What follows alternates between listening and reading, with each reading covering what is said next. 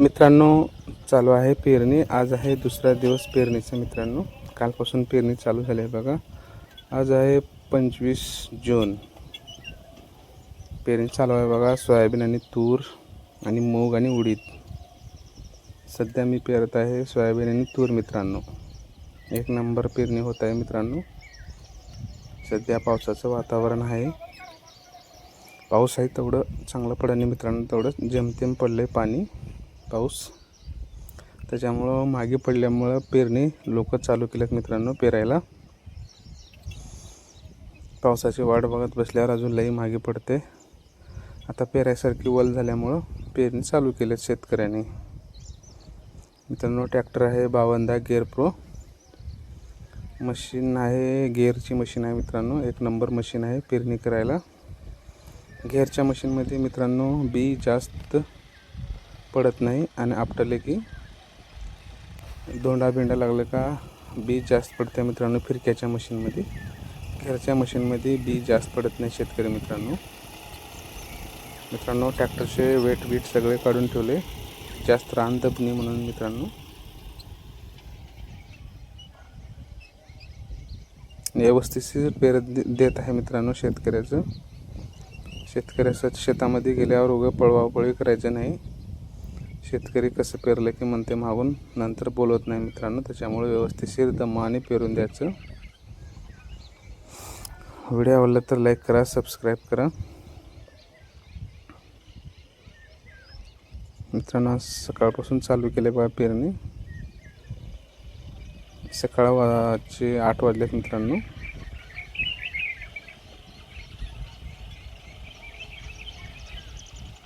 तुमच्या इकडे काय पेरते कमेंट करून सांगा. सध्या आमच्या इकडे सोयाबीन आणि तूर, ओनली सोयाबीन आणि तूर चालते मित्रांनो.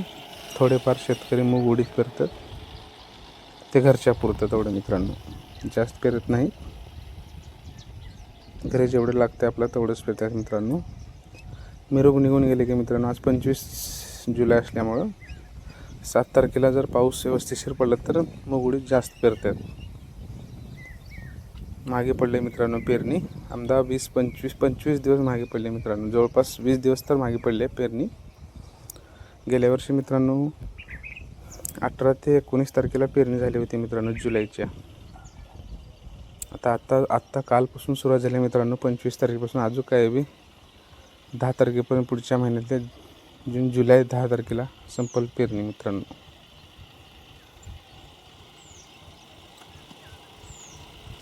एक नंबर चालू आहे मित्रांनो पेरणीचं काम. मशीन एकदम टकाटक करून घेतले मित्रांनो पेरणी करण्यासाठी. काही प्रॉब्लेम येऊ नये म्हणून मित्रांनो व्यवस्थितशीर रेडलिंग सगळं व्यवस्थितशीर, सगळं क्लीन एकदम आयलिंग करून सगळं व्यवस्थितशीर करून घेतले मशीन. ऐन टायमाला त्रास देऊ नये म्हणून मशीन. ट्रॅक्टरवाले मित्रांनो तुम्ही बी चांगलं व्यवस्थितशीर आयलिंग ते करून घ्या. चांगले आयलिंग केले का मशीन साफ चालते मित्रांनो.